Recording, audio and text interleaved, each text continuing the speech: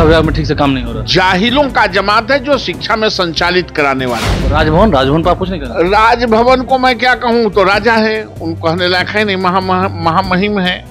कौन अपने बच्चों को पढ़ा रहे हैं सरकारी स्कूल में और सरकारी विद्यालय और सरकारी महाविद्यालय और सरकारी विश्वविद्यालय में? कौन पढ़ा रहा है? ये जो फर्स्ट जनरेशन जिसका एजुकेशन का लाभ लेना चाहता है, उन्हीं के बेटे और बेटियां, जिसको आपने अपॉइंटमेंट किया, वही अगर आप उसी पर आपको विश्वास नहीं है, अपॉइंटमेंट करने वाले आदमी को विश्वास नहीं है, तो फिर बिहार के गांव गरीब के बच्चों के पढ़ने वाले अभिभावकों को कैसे विश्वास होगा? नमस्कार, मेरा नाम आलोक है। आप लाइव स्ट्रीज देख रहे हैं। बिहार के सरकारी कॉलेजों के जो प्राचार्य हैं, जो प्रिंसिपल बहाल किए गए हैं, अब उसे लेकर सवाल खड़े हो रहे हैं कि उनका अलॉटमेंट ठीक से नहीं हुआ है। मामला राजभवन से जुड़ा हुआ है। हालांकि बीच में शिक्षा विभाग ने कुछ हस्तक्षेप करने की कभी कोशिश की थी, सलाह मशवरा हुआ था, लेकिन वो बात बनी नहीं। अब नवल किशोर यादव बिहार बीजेपी के एमएलसी हैं, शिक्षकों के बड़े नेता हैं, शिक्षकों के लिए आवाज उठाते हैं। आज देखते हैं बात रखते क्या है। शिक्षकों की बात हो रही है, प्राचार्यों की बात हो रही है। पिछले दिनों भी आपने विरोधाभास दिखाया था और ये कहा था कि प्राचार्य जितने हैं, आपने वो अनुमान लगाया था उस वक्त भी, वो ज्वाइन नहीं करेंगे। ठीक वही हो रहा है। प्राचार्यों की अपॉइंटमेंट कर दी गई है, उनका अलॉटमेंट कर दिया गया कॉलेज, लेकिन वो ज्वाइन नहीं कर रहे हैं। ये तो सही है ना? ये दिक्कत है उनको ज्वाइन करने में। आलोक, ऐसा है कि ज्वाइन करने में उनका मर्जी है। हम प्रिंसिपल बनने गए हैं और प्रिंसिपल आप ऐसे जगह बना दीजिए जहां हमको वहां कुछ बुझाता ही नहीं है। अच्छा आप बताओ, साइंस कॉलेज के प्रिंसिपल होम साइंस के टीचर हो तो अपने टीचर को क्या इंस्ट्रक्ट करेगा? उनको क्या मालूम चल पाएगा? वही इंस्ट्रक्शन भी वही दे सकता है जिसको अपने सब्जेक्ट में पता चलेगा। अब बताओ कि जहां आर्ट्स फैकल्टी की पढ़ाई होती है, वहां मैथमेटिक्स के हेड को अगर बन गए हैं प्रिंसिपल, तो उनको भेज दो। तो इंडियन कॉन्स्टिट्यूशन, वर्ल्ड कॉन्स्टिट्यूशन और साइकोलॉजी, सोशियोलॉजी के बारे में क्या जानते हैं? और एक बात, सबसे बड़ी बात है कि प्रिंसिपल का पद जो है वो टीचिंग पद है, नॉट एडमिनिस्ट्रेटिव। ये एडमिनिस्ट्रेटिव पद था तो 60 साल में प्रिंसिपल रिटायर कर जाते थे। 112 या 18 प्रिंसिपल रिटायर कर दिए गए 60 साल में। फिर हाउस में संशोधन हुआ कि नहीं, ये टीचिंग है। जब टीचिंग है तो उनके मिनिमम सप्ताह में एक दिन उनका रूटीन में नाम भी होना चाहिए पढ़ाने के लिए। अब बताइए कि मैथ के टीचर जाके फिलॉसफी में कैसे ले लेंगे क्लास? ये शिक्षा है। नहीं तो ये तो लॉटरी सिस्टम से हुआ ना, ये तो दुर्भाग्य है। लॉटरी सिस्टम से तो चुन देना चाहिए कुलपति को भी। सब लॉटरी सिस्टम से यूनिवर्सिटी सर्विस कमीशन में जो अपॉइंटमेंट हो रहा है टीचर का, उसको भी कर देना चाहिए। लॉटरी सबसे फेयर है। एमएलए एमपी भी उसी होना चाहिए, ज्यादा अच्छा रहेगा, ज्यादा बेहतर होगा, पैसा बचेगा लॉटरी से। बात लॉटरी का नहीं है। और किसी और डिपार्टमेंट से तुलना विश्वविद्यालयों को नहीं किया जा सकता है, शिक्षा विभाग को नहीं किया जा सकता है। सब जगह पैसे उनको मिलते हैं परिश्रम करने का, काम करने का। शिक्षक को काम करने का पैसा नहीं मिलता है, पढ़ाने, लिखाने, समझाने, बताने का पैसा मिलता है। ये अपॉइंट ही होते हैं। आप जहां हैं उससे आगे बढ़ाना, अब बढ़वाना उनका दायित्व है। नहीं, आप तो लंबे समय से नेता हैं, शिक्षकों के प्रोफेसर भी हैं।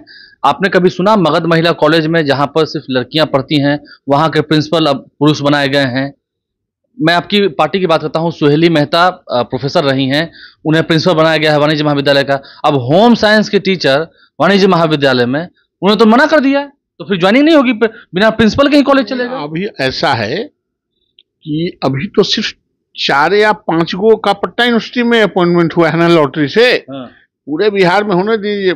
40% जो लोग नहीं जाएंगे। देखो, एकेडमिक कैरियर सबसे बड़ा चीज, बड़ा तपस्या है। वो मना कर देंगे, नहीं जाएगा। वो नहीं जाएगा ना। अच्छा, हम टॉप किए हैं, हम 1 नंबर में आए हैं, हम 2 नंबर में आए हैं, हम 4 नंबर में आए हैं, 6 नंबर में आए, तो उस हिसाब से ना हमारी पोस्टिंग होगी। सब धन 22.5 पसेरी। बड़ी तपस्या करने के बाद आदमी टीचर बनता है कॉलेज में। कोई आदमी 30 साल तक अनवरत वो कागज कलम लेके बैठा रहता है और अपने परिवारों में, घर में भी ताना सुनना पड़ता है कि लाट साहब बनेंगे। इतना लंबा डिग्री को बढ़ाना और तब लेक्चरर होना, तब प्रिंसिपल होना, एसोसिएट प्रोफेसर होना, प्रोफेसर होना, आप उसको ऐसे ही धत्ते से हटा दीजिएगा। ये पूरा शिक्षा विभाग जाहिलों का जमात हो गया है। शिक्षा विभाग में ठीक से काम नहीं हो रहा। जाहिलों का जमात है जो शिक्षा में संचालित कराने वाले हैं। और राजभवन पर आप कुछ नहीं कर रहे। राजभवन को मैं क्या कहूं, तो राजा है, उनको कहने लायक है नहीं, महामहिम है। लेकिन जो ये सिस्टम जो अभी अख्तियार किया है, अब कहते हैं कि ट्रांसपेरेंट करने के लिए हम कहते हैं, अरे कुलपति आपका, कुल सचिव आपका, एक नॉमिनी भेजा आपने, तो ये तीनों जो भेजे हैं से सब चोरे हैं। जब आप ही उस पर संदेह के नजर से देखते हैं तो बिहार के लोग उसको किस तरह से देखेंगे? जिसको आपने अपॉइंटमेंट किया वही, अगर आप उसी पर आपको विश्वास नहीं है, अपॉइंटमेंट करने वाले आदमी को विश्वास नहीं है, तो फिर बिहार के गांव गरीब के बच्चों के पढ़ने वाले अभिभावकों को कैसे विश्वास होगा?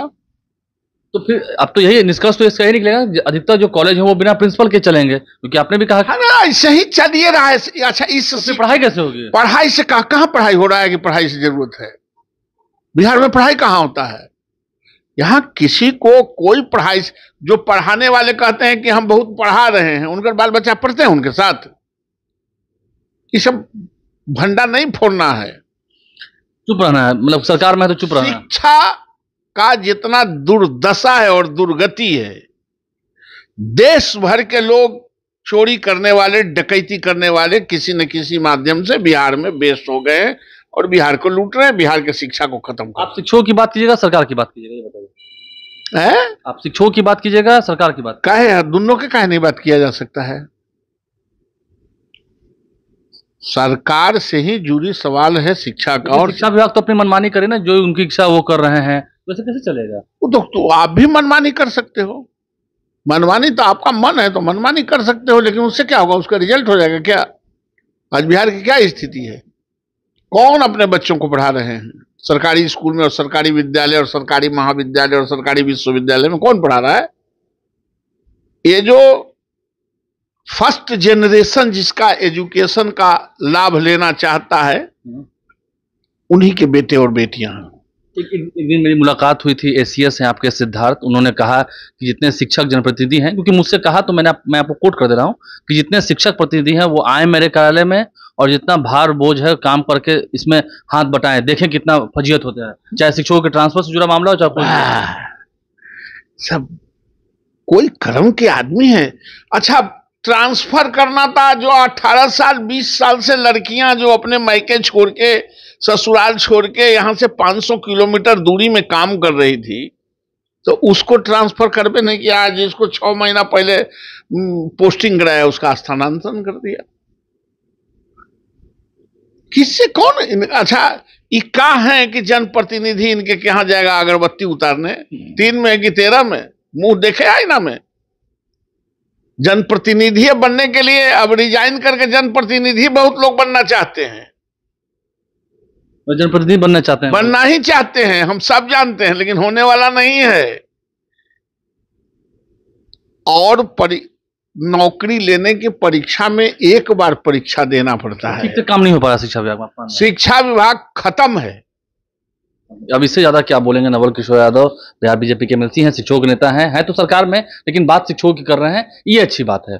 आप लाइव स्ट्रीम बने रहें, आप इनकी बातों से कितने सहमत हैं जरूर बताइएगा। हमारे चैनल को सब्सक्राइब कर लें, इस वीडियो को शेयर करें, साथ ही साथ फेसबुक पर अगर हमारे इस वीडियो को देख रहे हैं तो पेज को लाइक करना ना भूलें। धन्यवाद।